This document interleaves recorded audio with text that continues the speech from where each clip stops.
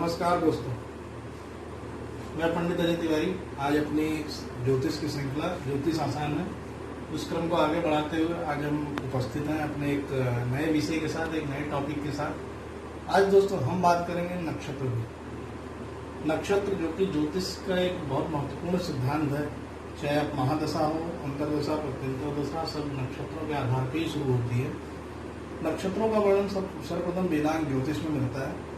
नक्षत्र आइए समझते हैं पहले क्या होता है। जैसा हमने पिछले वीडियो में देखा, कोई ग्रह उच्च का होता है, नीच का होता है, स्वराशि का होता है, मूल त्रिकोण का होता है। तो इस तरीके से हमने ग्रहों की उच्च नीच अवस्थाएं देखी थी। उनका भी मैं आधार बताऊंगा। यहाँ पे आपको नक्षत्रों में उनका भी आधार मिलेगा कि किस आधार पे डिवीजन किया गया था। इसके अलावा आज समझते हैं पहले नक्षत्र क्या होता है। तो नक्षत्र आकाश मंडल में तारों का एक समूह होता है जिसको कि हम नक्षत्र कहते हैं। अब ये अलग अलग नक्षत्र, अलग अलग तारों का समूह होता है जिसके आधार पे उस पर्टिकुलर नक्षत्र को किसी देवता या किसी उससे जोड़ करके उसका स्वामित्व दिया जाता है। पौराणिक कथाओं के आधार पे राजा दक्ष जो थे, ब्रह्मा के जो पुत्र थे, मानस पुत्र थे, प्रजापति दक्ष, उनके ये 27 पुत्रियां थी, जो 27 नक्षत्र हैं, और इनका विवाह चंद्रमा के साथ हुआ था। तो चंद्रमा का नक्षत्रों के साथ बहुत घनिष्ठ संबंध है। इसी के आधार पर हमारा जो पंचांग है, जो वैदिक पंचांग है, वो इसी के आधार पर चलता है 27-28 दिन का। और अगर आप देखेंगे हमारे गांव में और जगहों पे जो पुराने लोग होते थे वो इन्हीं नक्षत्रों के आधार पे ही दिन रात और महीने और मौसम की जानकारी प्राप्त करते थे। तो इसलिए नक्षत्रों का बड़ा महत्व है और नक्षत्र ज्योतिष में बहुत महत्वपूर्ण स्थान रखते हैं। जैसा मैंने आपको पहले बताया था कि ज्योतिष में कुंडली विवेचन के लिए 3 चीजें बहुत जरूरी है, एक भाव, एक राशि और एक ग्रह, और इसके अलावा नक्षत्र कि कौन सा ग्रह किस नक्षत्र में है, कौन सी राशि किस नक्षत्र में है। तो नक्षत्रों के आधार पर भी प्रेडिक्शन में बहुत हेल्प मिलती है। इससे जो हम प्रेडिक्शन करते हैं जातक के बारे में, जो फलकथन कहते हैं, उसमें और ज्यादा सटीकता आती है और ज्यादा विश्वसनीयता आती है। तो ये जानते हैं नक्षत्र क्या होते हैं। तो नक्षत्र मेनली 27 नक्षत्र माने गए हैं। हमारा जो ज्योतिष शास्त्र है उसमें हम 27 नक्षत्र लेते हैं। एक 28वां नक्षत्र अभिजीत नक्षत्र लेते हैं। जब कोई मुहूर्त नहीं मिलता तो अभिजीत नक्षत्र में हम मुहूर्त ले लेते हैं। ठीक है, मुहूर्त का भी कॉन्सेप्ट नक्षत्रों से ही जो है वो आता है। तो इस प्रकार प्रत्येक नक्षत्र का भोगांश कितना होता है? 13 डिग्री 20 मिनट। यहाँ पर लिखा हूँ, प्रत्येक नक्षत्र का भोगांश 13 डिग्री 20 मिनट होता है। और प्रत्येक नक्षत्र के 4 चरण होते हैं, 4 पद होते हैं। प्रत्येक नक्षत्र में 4 पद होते हैं और प्रत्येक पद का भोगांश 3 डिग्री 20 मिनट होता है। तो 3 degree 20 minute, 3 degree 20 minute, 3 degree 20 minute और 3 डिग्री 20 मिनट, इस तरीके से 13 डिग्री 20 मिनट का एक नक्षत्र होता है। तो इस प्रकार से एक राशि का मान, जैसा आप जानते हैं, एक राशि कितना भोगती है? 30 डिग्री। तो एक राशि में कितने नक्षत्र भोगेंगे? 13 डिग्री 20 मिनट और 13 डिग्री 20 मिनट 26 डिग्री 40 मिनट हो गया। अर्थात एक राशि में 2 नक्षत्र भोग जाएंगे और तीसरे नक्षत्र का पहला चरण भोग जाएगा। अर्थात हम कह सकते हैं कि 2.25 नक्षत्र एक राशि के अंदर वो भोगता है। ठीक है, अब यहाँ पे मैंने जो 27 नक्षत्र हैं वो लिख रखे हैं। अगर आप देखें क्रमशः, तो ये याद करने वाली चीज है। इसको आप यहाँ से फोटो ले सकते हैं या किसी भी बुक में, जो कि ज्योतिष की बुक अच्छी होगी, उसमें आपको नक्षत्र मिल जाएंगे इसी क्रम में। तो मैंने इनको जैसे अश्विनी, भरणी, कृतिका, रोहिणी, मृगशिरा, आद्रा, पुनर्वसु, ये 9 की 3 श्रेणियां मैंने बना ली। वो इसलिए बना ली है कि इसके सामने मैंने इसके स्वामी ग्रह को लिखा होगा। जैसे इन तीनों नक्षत्रों का स्वामी कौन है? केतु। भरणी पूर्वा फाल्गुनी पूर्वाषाढ़ का स्वामी कौन है? शुक्र। इसी प्रकार से इन तीनों का कौन है? सूर्य। इसी प्रकार से इन तीनों का कौन है? चंद्रमा। तो इस तरीके से मैंने इस सुविधा के लिए ये 3 की श्रेणियां बना ली हैं, ताकि जब भी आप आगे लिखें तो आपको आसानी हो याद करने में, आपको आसानी हो समझने में। ठीक है, अब बात करते हैं किसी भी महादशा की जो शुरुआत होती है वो इन नक्षत्रों के आधार पर ही होती है। जैसे जन्म के समय में मान लीजिए आपका चंद्रमा 13 डिग्री 20 मिनट का है किसी भी राशि में, या सपोज करिए कि आपका चंद्रमा जो है वो मेष राशि में है और 13 डिग्री 20 मिनट या 12 डिग्री 10 मिनट का, सपोज करिए कि 12 डिग्री 10 मिनट का चंद्रमा है मेष राशि में। तो मेष राशि में 12 डिग्री 10 मिनट का चंद्रमा, इसका क्या मतलब हुआ? अर्थात चंद्रमा का आपका जो है मेष राशि में यहाँ पे आ गया। ठीक है, अब जब यहाँ पे आ गया चंद्रमा तो कौन सा नक्षत्र हुआ? पहला नक्षत्र अश्विनी। अश्विनी कहाँ है? केतु इसका स्वामी। ठीक है, जब केतु इसका स्वामी है तो केतु की दशा शुरू हो जाएगी, अर्थात केतु की दशा स्टार्ट हो जाएगी। और कितने भोगांश रहेंगे? जैसे अगर 12 डिग्री 10 मिनट का तो 1 डिग्री 10 मिनट रहेंगे।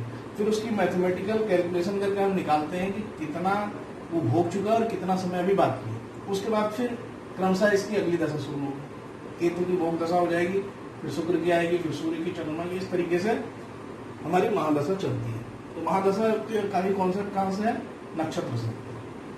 ठीक है, तो अभी ये क्या बहुत कॉम्प्लिकेटेड आपको दिख रहा होगा, इसलिए बहुत ज्यादा इसमें वो करने की जरूरत नहीं है, बस इसको याद करने की जरूरत है और इसी के आधार पर यह समझने की जरूरत है, इसी के आधार पे दशाओं का भी जो है निर्धारण होता है नक्षत्रों के आधार पर। अब यहाँ पर देखिए मैंने लिख रखा है राशि संख्या और नक्षत्र संख्या। मैंने यहाँ पे 1 से लेकर 12 तक राशियां लिख दी हैं, मेष से लेकर के मीन तक, और यहाँ पे 1 2 3 नक्षत्रों की संख्या है। ये नक्षत्र जैसे यहाँ पे लिखे हैं तो चूंकि लिखने में यहाँ बहुत समय और बहुत स्पेस लगेगा, तो इसलिए मैंने नक्षत्र संख्या लिख दिया 1 2 3 4। तो वो यहाँ से आप देख सकते हैं। जैसे मेष राशि में पहला नक्षत्र आया अश्विनी। अश्विनी क्या 13 डिग्री 20 मिनट, मतलब पूरा नक्षत्र भोग लिया। फिर दूसरा जो नक्षत्र आया 13 डिग्री 20 मिनट, कौन सा? भरणी, वो भी भोग लिया। फिर कृतिका, अब कितना बच गया इसमें एक राशि में मेष में? 26 डिग्री 40 मिनट भोग चुका है, 3 डिग्री 20 मिनट रह गए, तो 3 डिग्री 20 मिनट तक कृतिका आ जाएगा। कृतिका का जो बचा हुआ भाग है 10 डिग्री, वो अगली राशि में चला जाएगा, वृषभ में। इसलिए यहाँ पे वापस यहाँ भी 3 लिखा, यहाँ भी 3 लिखा। अब ये नक्षत्र संख्या यहाँ भी 3, यहाँ भी 3। इसका एक पद, एक चरण जो है इस राशि में भोग गया, अगले 3 चरण इस राशि में भोग गया।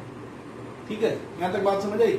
फिर इसी तरीके से अब 10 डिग्री के बाद 13 डिग्री 20 मिनट अगला जो नक्षत्र है, चौथा नक्षत्र अर्थात रोहिणी, वो भोग गया वृषभ में। और इसके बाद 6 डिग्री 40 मिनट बच गया, तो 6 डिग्री 40 मिनट पे 5वां नक्षत्र जो मृगशिरा है वो भोग गया, अर्थात इसके 2 चरण यहाँ भोग गए, 2 चरण अगली राशि में चले गए। इसी तरीके से क्रमशः चलता रहेगा। ये मैंने याद करने की आसानी के लिए आपको ये समझाया कि आप जो है ये 4 राशियों का एक समूह ले लीजिए, कर्क तक, अगली 4 राशियों का एक समूह ले लीजिए और अगली 4 राशियों का एक समूह ले लीजिए, और इनको 1 2 3 1 2 3 इस तरीके से बांट लीजिए। ठीक है, और इनको जो है इनके पदों के हिसाब से आप देख लीजिए कि कितने चरण कौन सी राशि में किसका भोग रहा है। ये आप एक्सरसाइज करिए, इससे आपको बहुत हेल्प मिलेगी और नक्षत्रों को याद करने में। और कभी भी आपको अगर दशा, जैसे किसी ने कुंडली दी याद नहीं है, तो इससे आप तुरंत दशा निकाल सकते हैं। ठीक है, हालांकि आजकल हमारे पास बहुत सारे सॉफ्टवेयर हैं, तो हमें मैथमेटिकल कैलकुलेशन की बहुत ज़्यादा जरूरत नहीं पड़ती है, लेकिन अगर ये आपको पता है तो आपके लिए एक एडेड एडवांटेज है कि आप देख के ही बोल सकते हो कुंडली। अब बात करते हैं आगे कि उच्च नीच अवस्थाओं का क्या रोल है। जैसे मैंने यहाँ पे केतु और राहु लिख रखा है। तो राहु केतु बड़े मिस्टीरियस प्लेनेट हैं, क्योंकि इनको समझना भी बहुत मुश्किल होता है। बहुत ज्यादा डिस्क्रिप्शन भी नहीं है कहीं किसी किताब में, बहुत बड़ा इसका बहुत छोटा छोटा लिखा गया है कि ये छाया मात्र ग्रह है। इसको हम नॉर्थ नोड बोलते हैं, इसको साउथ नोड बोलते हैं। तो यहाँ देखिए आप नक्षत्रों से हम एक चीज पता कर सकते हैं कि जैसे केतु किस किस राशि में, कौन कौन सा इसका जो तीनों नक्षत्र किस किस राशि में पड़ रहे हैं। तो जैसे अश्विनी है वो मेष में पड़ रहा है, मंगल की राशि में। मघा है वो कहाँ पड़ रहा है? सिंह में पड़ रहा है, सूर्य की राशि में। और मूल है वो कहाँ पड़ रहा है? धनु में पड़ रहा है, अर्थात गुरु की राशि में पड़ रहा है। अर्थात केतु जो है वो मंगल, सूर्य और गुरु की तरह फल देने वाला, या मंगल, सूर्य और गुरु से कुछ न कुछ रिलेशन होगा इस केतु का। तो जैसा कि हमारा जो एंशिएंट स्क्रिप्चर है उसमें बोला गया है कि कुजवत केतु। तो ये कुजवत केतु कहाँ से निकल गया है? क्योंकि एक नक्षत्र इसका मंगल में है। ठीक है, तो इसलिए कहते हैं केतु जो है मंगल की तरह व्यवहार करता है। अब बात करते हैं कि केतु को माना जाता है कि ये धनु में उच्च का होता है या वृश्चिक में। ठीक है, इन 2 राशियों में कंफ्यूजन है कि किसमें उच्च में होता है, या तो धनु में होता है वृश्चिक में होता है। तो ये देखिए बृहस्पति, धनु, वृश्चिक, मंगल। अब देखिए केतु को ध्वजा कहा गया। ध्वजा क्या है? ध्वजा अर्थात किसी राजा या किसी उसका सिंबल, किसी राज्य का सिंबल। तो वहां से सूर्य आ गया। अर्थात केतु क्या करेगा? आपको मंगल, सूर्य और बृहस्पति की तरह फल देगा। अगर कुंडली में, आपकी कुंडली में केतु अच्छा है, केतु अच्छी जगह पे है, या अच्छे भाव में बैठा हुआ है, अच्छे ग्रह के साथ बैठा हुआ है, तो वो इन ग्रहों के जैसा प्रभाव देगा। छाया ग्रह है, किसके जैसा छाया ग्रह देगा? इन जैसा देगा। इसी तरीके से राहु को समझते हैं। देखिए राहु के आगे मैंने क्या लिखा? बुध, शुक्र और शनि। क्यों लिखा है? अब यहाँ देखिए राहु का आद्रा, स्वाति और सतभिषा 3 नक्षत्र बनते हैं। ये 3 नक्षत्र किसमें? आद्रा किसमें आता है? आपका बुध की राशि में आता है। यहाँ देखिए आप, आद्रा 6वां नक्षत्र है। यहाँ देखिए 6 नंबर में क्या है? कन्या राशि, अर्थात बुध का हो गया। फिर आप देखिए इसका दूसरा नक्षत्र कौन सा है? स्वाति 15 और 24। 15 और 24 कहाँ आ रहा है? 15 आ रहा है तुला में अर्थात शुक्र की राशि में आ रहा है, 24 कहाँ पे आ रहा है? कुंभ में आ रहा है अर्थात शनि की राशि में आ रहा है। तो राहु को बोला जाता है एंशिएंट स्क्रिप्चर में कि राहु शनिवत व्यवहार करता है। यहाँ देखिए इसके नक्षत्र का एक नक्षत्र जो शनि में जा रहा है, तो इसलिए जो है ये बोला गया कि जो है राहु शनिवत व्यवहार करता है। राहु क्या है? राहु को मिथुन या वृषभ इनमें उच्च का माना गया, मिथुन या वृषभ।